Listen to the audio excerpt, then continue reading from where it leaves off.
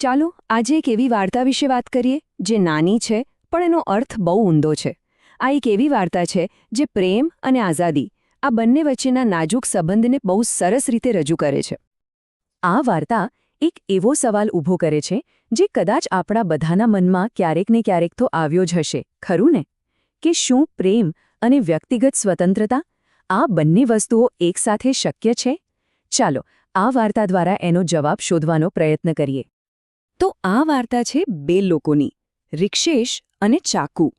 રિક્ષેશ એકદમ સાદો, સંસ્કારી અને દિલથી પ્રેમ કરનારો છોકરો. અને બીજી તરફ છે ચાકુ, એક ખૂબસૂરત મોડલ જેને પોતાની આઝાદી સૌથી વધુ વહાલી છે. અહીં જ તેમના વ્યક્તિત્વમાં જ વાર્તાનો પાયો નખાઈ જાય છે. કોઈ પણ પ્રેમ કહાનીની જેમ એમની શરૂઆત પણ બહુ જ સુંદર હતી. પ્રેમ પણ ઘણો હતો, પણ જેમ જેમ સમય આગળ વધ્યો તેમ તેમ જીવન જીવવાના એમના અલગ અલગ વિચારો એમના સંબંધમાં તિરાડ પાડવા લાગ્યા. અને અહીંથી શરૂ થાય છે અસલી સંઘર્ષ. એક એવી જગ્યા જ્યાં કાળજી ક્યારે નિયંત્રણ બની જાય એની ખબર જ નથી પડતી. હવે એમના ઝઘડાનું કારણ શું હતું? તો એ હતી ચાકુની લાઇફસ્ટાઇલ. એને ઘણા મિત્રો હતા. એ કોઈને કહ્યા વગર ગમે ત્યારે બહાર જતી રહેતી, મોડી રાત સુધી બહાર રહેતી. આ બધી વસ્તુઓ રિક્ષેશને ખૂબ ચિંતા કરાવતી હતી. રિક્ષેશના મનમાં શું હતું? એ હંમેશા કહેતો કે મારે તને રોકવી નથી, પણ આ દુનિયા ખરાબ છે અને હું બસ તારું રક્ષણ કરવા માંગુ છું. એની ચિંતા એના પ્રેમમાંથી આવતી હતી. પણ આ જ વાત ચાકુને કેવી રીતે દેખાય? એને લાગ્યું કે રિક્ષેશની આ ચિંતા તો એક બંધન છે. એ મારી આઝાદી છીનવી રહ્યો છે. જુઓ, અહીં જ તો બધી ગેરસમજ શરૂ થાય છે. જ્યારે સારા ઈરાદાઓ પણ ખોટી રીતે લેવાય છે. અને જ્યારે વાતચીત ઓછી થઈ જાય અને દલીલો વધી જાય ત્યારે શું થાય? સંબંધો ટકવા મુશ્કેલ બની જાય છે. બસ એવું જ થયું. એમની વચ્ચે અંતર એટલું વધી ગયું કે આખરે એ સંબંધ જ તૂટી ગયો. બ્રેકઅપ પછી એક અંત, પણ ત્યાંથી બે તદ્દન અલગ સફર શરૂ થઈ. રિક્ષેશ માટે આ બહુ મોટો આઘાત હતો. એ સાચો પ્રેમ કરતો હતો, એટલે એની પીડા પણ એટલી જ સાચી અને ઊંડી હતી. એ અંદરથી સાવ તૂટી ગયો હતો.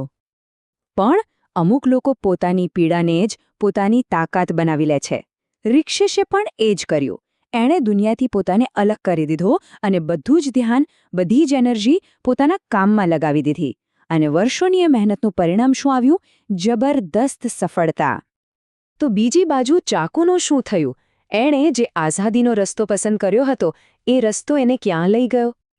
જે આઝાદી એને જોઈતી હતી એની એક કિંમત હતી, અને એ કિંમત ઘણી મોટી સાબિત થઈ. એણે લીધેલા કેટલાક નિર્ણયો એના પર જ ભારે પડ્યા. મોડેલિંગ કરિયર આગળ વધી નહીં અને ધીમે ધીમે એ જીવનની મુશ્કેલીઓમાં ફસાતી ગઈ. વર્ષો વીતી ગયા અને પછી એક દિવસ એક અણધારી મુલાકાત થઈ. વર્ષો પછીનો રિક્ષેશ ક્યાંથી ક્યાં પહોંચી ગયો હતો?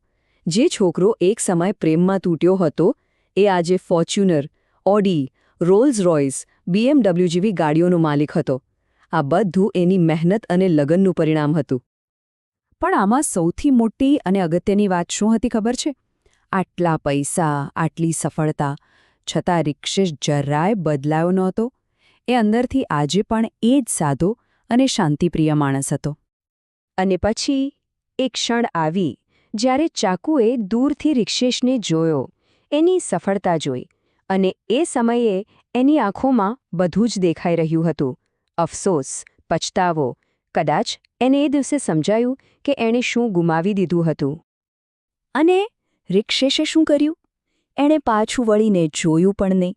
કોઈ ગુસ્સો નહીં, કોઈ ફરિયાદ નહીં. બસ એકદમ શાંતિથી પોતાના રસ્તે આગળ વધી ગયો.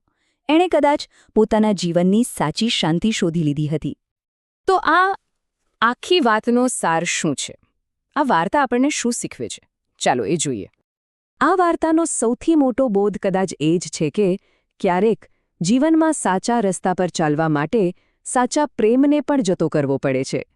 રિક્ષેશે પોતાના સિદ્ધાંતો પર ધ્યાન આપ્યું અને અંતે એને જે મનની શાંતિ મળી એ જ કદાચ સૌથી મોટી જીત છે. તો આ વાર્તા આપણને બધાને એક બહુ મોટો સવાલ પૂછીને જાય છે. આજના સમયમાં પ્રેમ અને આઝાદી આ બંને વચ્ચે સાચું બેલેન્સ શું છે? એ કેવી રીતે શોધી શકાય?